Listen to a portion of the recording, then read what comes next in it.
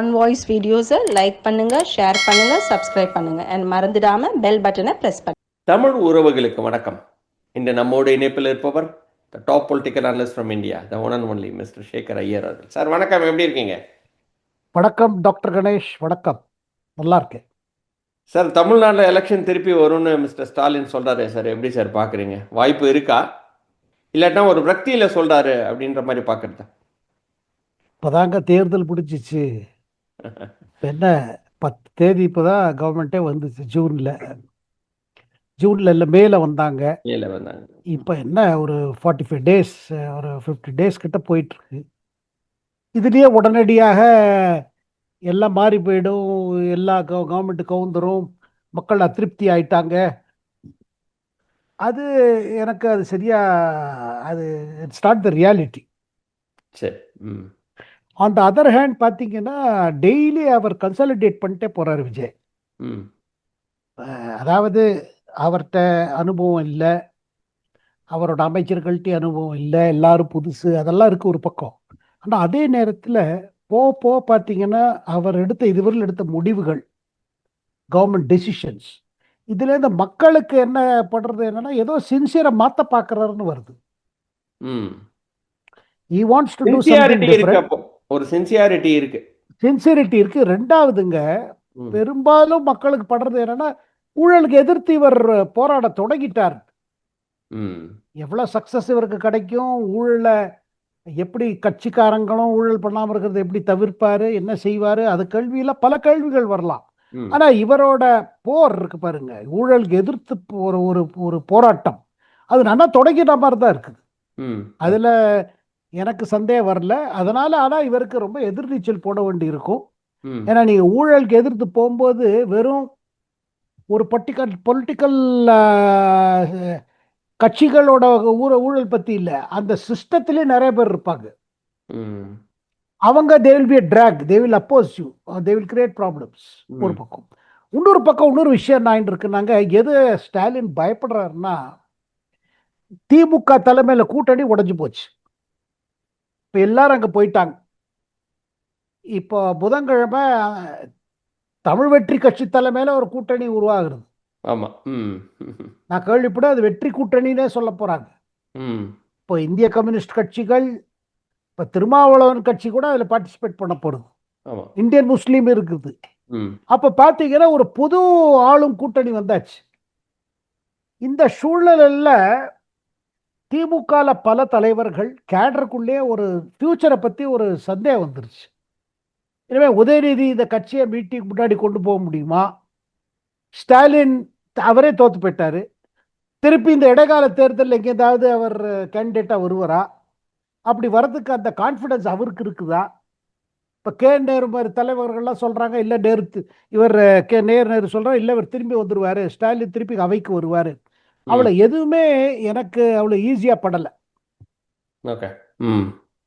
So அந்த இதில் பார்க்கும் பொழுது இவங்களுக்கு பயமா இருக்குது, 3-4 எம்எல்ஏஸ் நம்ம எம்எல்ஏ போயிடுவாங்களோ. ஏன்னா அவங்க ஃபியூச்சர் பார்க்குறாங்க. சரி, இது ஓடுறவர்கள் ஓடுறது, பட் அதே நேரத்தில் அதுவும் தோணுது, ஒரு ஸ்டேஜ் வந்தப்புறம் விஜயே பேசே let me go back to the people, எனக்கு I want the full number. அவரே ஒரு ஸ்ட்ரைக்கிங் டிசிஷன் பண்ணலாம், எடுக்க வேண்டிய சில காரியங்கள் எடுத்துட்டு, ரொம்ப இடைஞ்சலா இருந்தது வச்சுக்கோங்க, எதிர்கட்சிகளோ இல்லை ஏதாவது கூட்டணி கட்சி பண்ணா he may go to the people. அந்த மாதிரி சூழ்நிலை வந்ததுன்னா திமுக ஃபேஸ் பண்ண முடியுமா? அந்த கான்ஃபிடன்ஸ் குறைஞ்சிட்டே வருது. அதே மாதிரி 8 பேர் இன்னைக்கு 7 பேர் ஏடிஎம்கேலேருந்து இந்த சைடுக்கு வந்துட்டாங்க. டிவிகே சைடில் குதிரை பேரம் அப்படின்னு பார்க்குறாங்களே சார், இது அதில் நியாயம் இருக்குன்னு நீங்கள் பார்க்குறீங்களா? ஹார்ஸ் ட்ரேடிங் தான் நடக்குது, இவங்க they are all been built with money in between அப்படின்ற மாதிரி நிறைய பேர் பேச ஆரம்பிக்கிறாங்க. நீங்கள் அதை எப்படி சார் பார்க்குறீங்க? அது மக்களுக்கிட்ட ஒரு ஒரு ஒரு சந்தேகத்தை எழுப்பாதா? இல்லைங்க, அதாவது என்ன பார்க்கணும்னா, முதல்ல பேரம்னா ஒருத்தர் அங்கே நீங்க வர்றாங்க, சரியா? அவங்க வந்த உடனே அவங்களுக்கு ஏதாவது பதவி கிடைக்குதா, அமைச்சராகிறாங்களா? அந்த மாதிரி எதுவுமே நடக்கலையே. ம். இந்த கூட்டணியிலேருந்து வந்தவங்க அமைச்சரவையில் வந்துட்டாங்க. அப்போ இந்திய கம்யூனிஸ்ட் கட்சிகளுக்கு ஏதோ பணம் கொடுத்தா வந்திருக்காங்க? ம். ஓகே. கம்யூனிஸ்ட் கட்சிகள் ஏதோ பணம் வாங்கிட்டா இவங்க சப்போர்ட் பண்ண வந்தாங்க. இப்போ அதே கேள்வி திருமாவளவன்ட்டி வரும் இல்லை, அப்போ நீங்கள் ஏதாவது வாங்கிட்டு தான் வந்தீங்களா? தெரியலையே சார். எனக்கு அதனால தான் இந்த கேள்வி, ஒரு சந்தேகம் இல்லைங்க, வருது. இங்க பாருங்க, ம். எந்த சட்டசபை உறுப்பினர்கள் புதுசாக தேர்ந்தெடுக்கப்பட்டவர்கள் எந்த கட்சியாக இருந்தாலும் தேர்தல் இது ஒரு அரசு ஒரு ஆட்சிக்கு வரலைன்னா நமக்கு திருப்பி மீண்டும் எலெக்ஷனை சந்திக்கிறதுக்கு தவிர்க்கிறது தான் எல்லாரும் பண்ணாங்க. ம். இந்த காரணம் தான் எல்லா கட்சியும் சொல்லியிருக்காங்க. ஒன்று. சரி. இரண்டாவது என்ன பார்க்குறீங்கன்னா, இப்போ ஃபியூச்சர் பாலிடிக்ஸ் இப்போ தான் எலெக்ஷன் முடிஞ்சிருக்கு. ம். இப்போ அடுத்த இதில் இனிமே மக்கள் இப்போ ஒரு ஒரு இங்க பாருங்க, சட்டசபை தேர்தலில் ஒரு தொங்கு சபை வந்தால் கூட அது வந்து இத்தனை நாள் ஆட்சியில் இருந்த கட்சிக்கு ஃபேவரபிள் இல்லை, அதுக்கு எதிர்த்து மேண்டேட் தான் அது. ஓகே. ம். எங்க அதாவது பாராளுமன்ற தேர்தலில் பார்த்தீங்கன்னா ஒரு கட்சி வந்து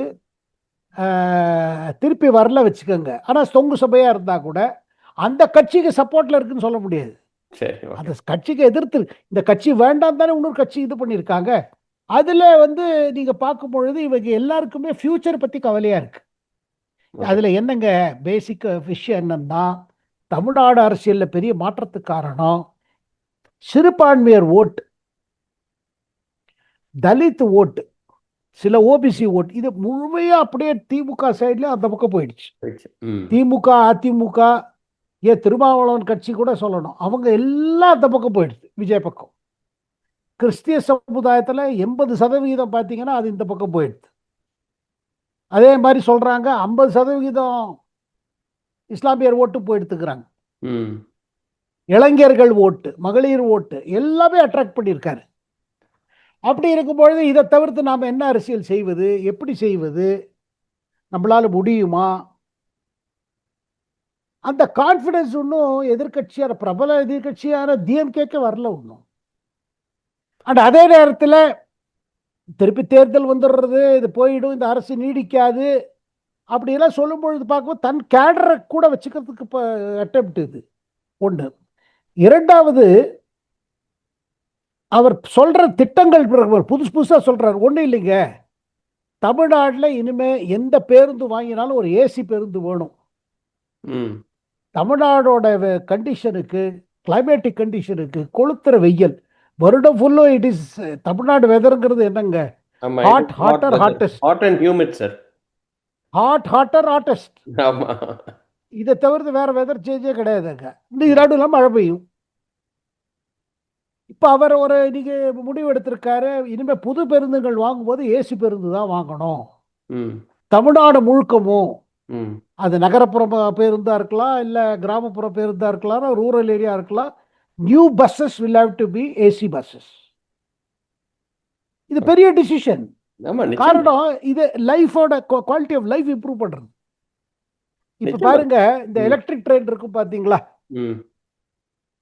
இப்போ இந்தியாவில் இந்த சிட்டிக்குள்ளே ஓடுற எலக்ட்ரிக் ட்ரெயின் பார்த்தீங்கன்னா கல்கத்தாவில், மும்பையில், சென்னையில் இருக்குது.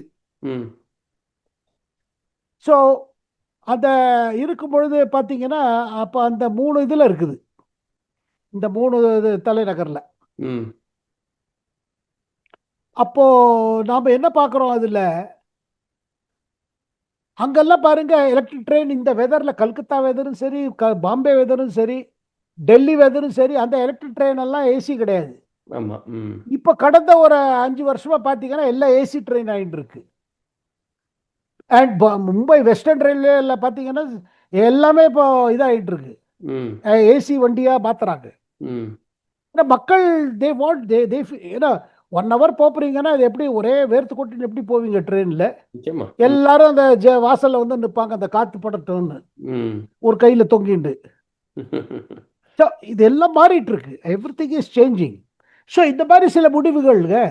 அப்புறம் இதை வந்து போதை மருந்து மேலே ஒரு ஆக்ஷனு, ம். டாஸ்மாக் கடையை மூட வைக்கிறது, இதை தவிர்த்து நீங்கள் பார்த்தீங்கன்னா இப்போ போதைப் பொருளுக்கு எதிர்த்து இது குரல் கொடுப்பது, அப்புறம் பாலியல் தொல்லை மீது இப்போ 2 நாளில் உங்களுக்கு இந்த மீட்டிங் இருந்து பாருங்க, கலெக்டரோட இவங்களோட போட்ட மீட்டிங்கில், ம் அந்த மீட்டிங்கில் அவர் கிளீனாக சொல்லிட்டாரு, யார் மேலே வேணாலும் நடவடிக்கை எடுங்க, ஒரு இதுவே கிடையாது, யூ ம் டேக் ஆக்ஷன், எங்க கட்சிக்காரர் இருந்தாலும் ஆக்ஷன் எடுங்கிறாரு.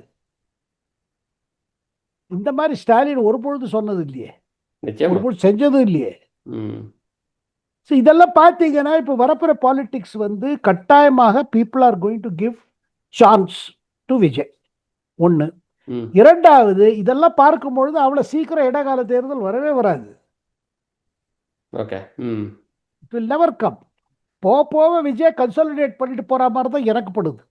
பட் இவங்க எல்லாருமே ராஜினாமா பண்ணியிருக்காங்கல்ல சார். அந்த ராஜினாமா கிட்டத்தட்ட 7 பேர் பண்ணிட்டாங்க. இப்போ விஜயோட அந்த திருச்சி இதெல்லாம் சேர்த்து ஒரு 12 பேர் வந்து கிட்டத்தட்ட வந்தனா அது ஒரு ஒரு எலெக்ஷன் வரும். அந்த election will determine whether Vijay can go forward or not.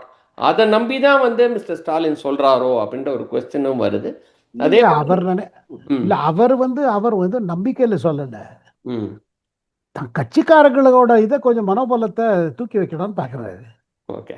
ம் அதே சமயத்தில் சட்டசபையில் இன்னைக்கு ஸ்டாலின் இல்லை.